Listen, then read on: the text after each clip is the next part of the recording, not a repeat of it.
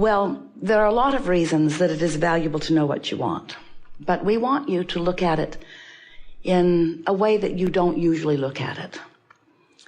So, since you are source energy in these physical bodies, and since being that extension of source energy, you've been sifting through the details of life and coming to many conclusions about wanted and unwanted, you've been launching lots of rockets of desire.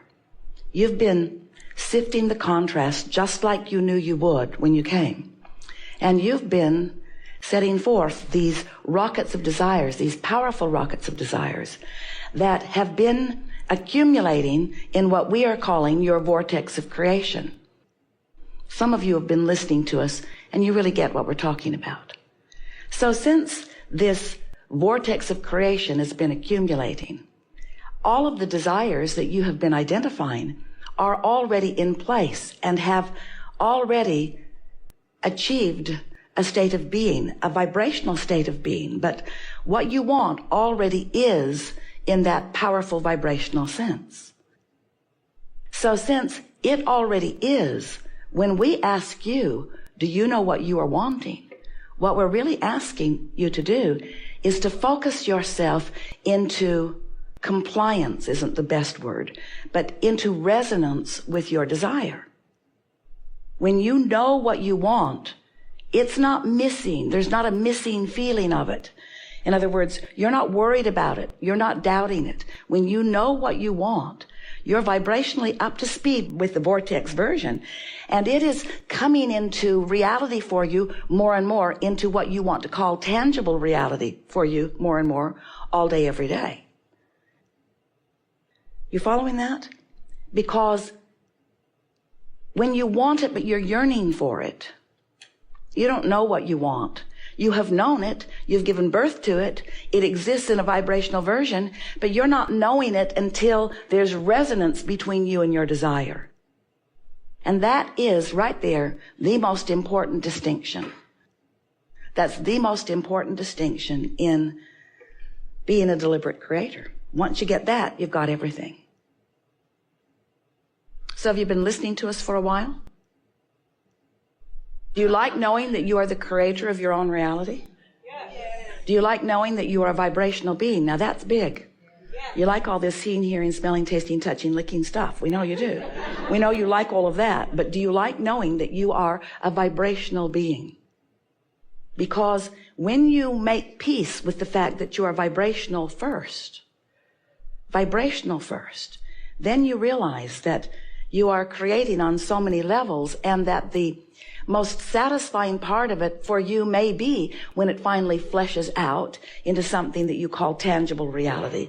But there's so much pleasure to be had in molding the vibrational data of life, molding the vibrational clay of life.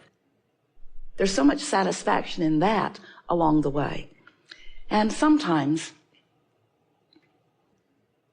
frequently,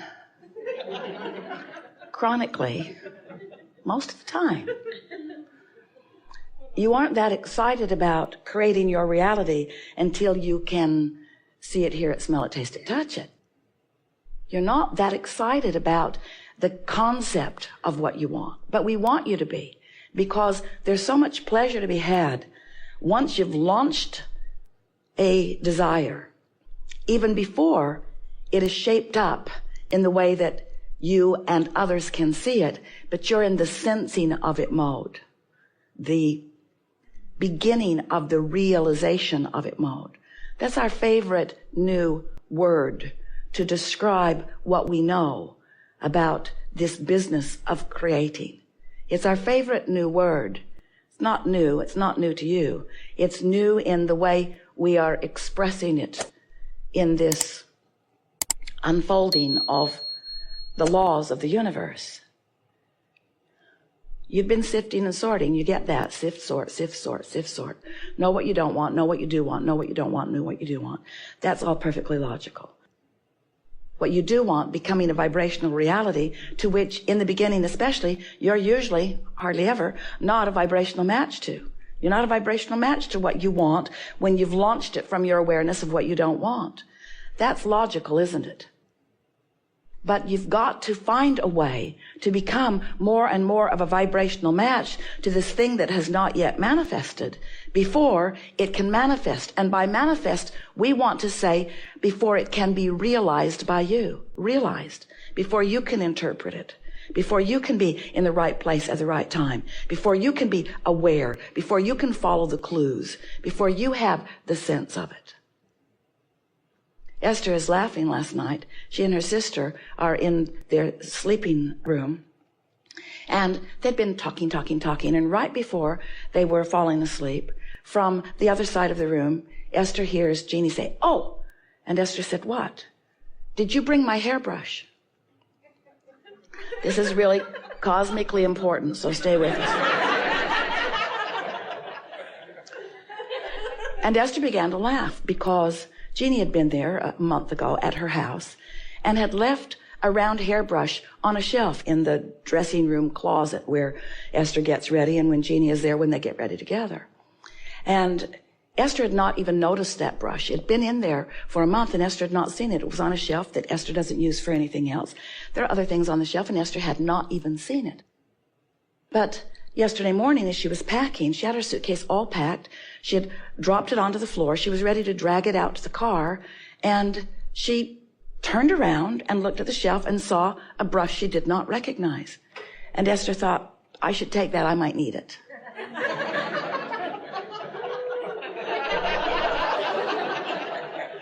So she put it in her bag. And now, hours later, Jeannie is saying, "Did you bring my brush?" And Esther said, "Yes." And Jeannie said, "I was afraid you didn't get my email." Esther didn't get her email. She got her vibrational mail.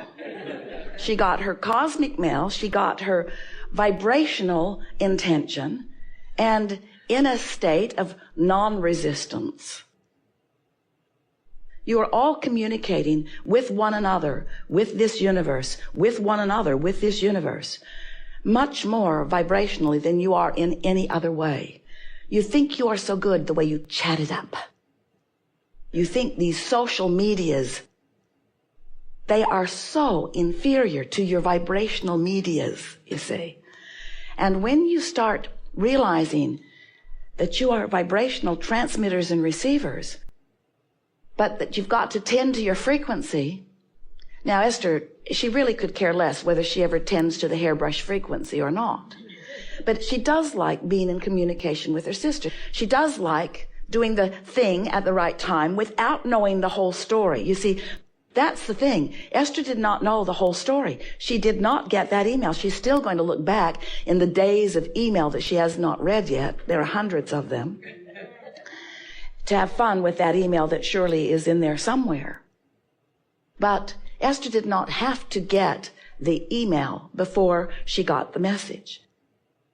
And so what we are wanting to submit to you, and we think it's a really wonderful thing as you come into an awareness of this, is that Esther did not know the whole story. She didn't realize Jeannie had left the brush. She didn't realize that Jeannie wanted the brush. She didn't realize that Jeannie had contacted her about the brush. In other words, Esther was oblivious to any of that. Like you are often oblivious to the desires that you hold in any moment in time. They're not on your vibrational radar, so to speak. They're in your vortex. But if you are understanding that you don't have to hold fast in your mind everything that you've ever decided that you want. You don't have to consider all of that data and detail. Frankly, it would drive you a little nuts if you were trying to hold all the information in your mind. But if instead you would just know that the better you feel, the more resonant you are with that communication cloud in the sky. It's the V cloud, the vibrational cloud. There it is for you to tap into. Don't copyright that. If you get to it before Esther does, she'll be really, really mad at you. Soon she'll just be talking with us all alone. There is this vibrational reality that once you learn how to tune to it, not by trying to hold the details of it constant in your mind, but by reaching for the feeling that is the indicator of your resonance with it. Once you are in constant or chronic or even often resonance with this vibrational well-being, then even though you didn't get the email maybe, even though you didn't get the letter, even though you don't even know the person that you're about to rendezvous with, even though you don't have those facts or those details, you'll be right person, right place, right time, often.